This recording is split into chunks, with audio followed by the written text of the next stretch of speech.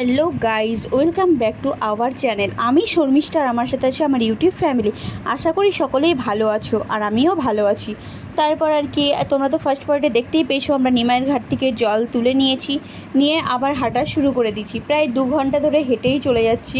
হাঁটার পর ফাইনালি একটা মন্দির পেলাম। সেই মন্দিরে আমরা কিছুক্ষণ রেস্ট নিয়ে নিলাম। সেখানে ফ্রুটি হোক, মাজা হোক, জলপান করেই নিলাম একটু। করার পর আবার তো বেশিক্ষণ ওখানে থাকা যাবে না, আমাদের তো যেতে হবে না। সেই জন্য আমরা ওখান থেকে বেরিয়ে পড়লাম। আবার দেখে নাও তোমরা সবাই এক এক করে, এই যে রোদের মধ্যে দিয়ে যাচ্ছি। এটা ফার্স্টে তো কোনো অসুবিধাই হচ্ছিল না। তারপর আর কি হাঁটতে হাঁটতে প্রায় 1 ঘন্টা পর হাঁটার পর আবার দেখলাম এক জায়গায় যে খাবার দেওয়া হচ্ছে। সেখান থেকে আমরা লাইনে দাঁড়িয়ে খাবার নিয়ে নিলাম, যেহেতু সকাল থেকে কিছু খাওয়া হয়েছিল না। তারপরে হাঁটার পর আবার চলে এলাম এই যে আমাদের ডাকাতকালী মায়ের এখানটায়। এসে আমরা এখানে জল ঢেলে কিছুক্ষণ বসে, যে এবার দেখতে পাবে যে আমি আর হাঁটতে পারছি না। কেন? কারণ পায়ে বড় বড় ফোসকা নিয়ে নিয়েছিল। ধাম করতে এসে ভাবছো যে আমি রাস্তায় বসবো না, এখানে বসবো না, সেখানে বসবো না, সেটা নয়। আর কতটা ভিড় হয়েছে তোমরা দেখে নাও। তখন যেখানে পাবে মানুষ সেখানেই বসে পড়বে, এত ভিড়ের মধ্যে, এত লোকজনের মধ্যে। তারপর আর কি দুপুরের টাইমে আবার দেখলাম এক জায়গায় ভাত দেওয়া হচ্ছে, সেখান থেকেও আমরা কিছু খেয়ে নিলাম। যেমন দেওয়া ছিল ভাত, ডাল, আর একটা তরকারি, আর একটা পুরি, পাঁপড় ভাজা। সেখানেও খেয়ে দেখে নাও ভিড়।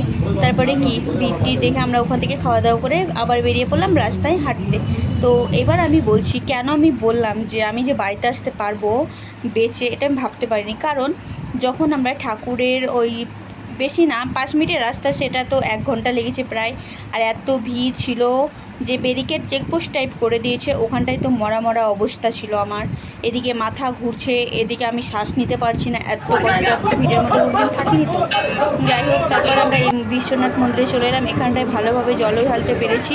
তারপরে জল ঢালে এই যে ঘন্টা বাজিয়ে পায়ে হাত দিয়ে প্রণাম করতে পেরেছি। এই জায়গাটা আমার খুব সুন্দর লেগেছে, কী আর বলবো। কারণ এখানে যতই ভিড় হোক, মানুষ ভালোভাবে জল তো ঢালতে পারছে। আর দেখে নাও কতটা লম্বা লাইন পড়েছে এখানে জল ঢালার জন্য। যে পেছনে বজরংবলী মন্দির ছিল, সেখানে প্রণাম করা হলো ফটোশ্যুট করার পর। ফাইনালি এবার বলছি যে ব্যারিকেড চেকপোস্টের মতো করে দিয়েছে, ওখানটা এত অসুবিধা হয়েছে, শ্বাস নেওয়া যাচ্ছে না। অনেক মানুষ অসুস্থই হয়ে পড়েছে।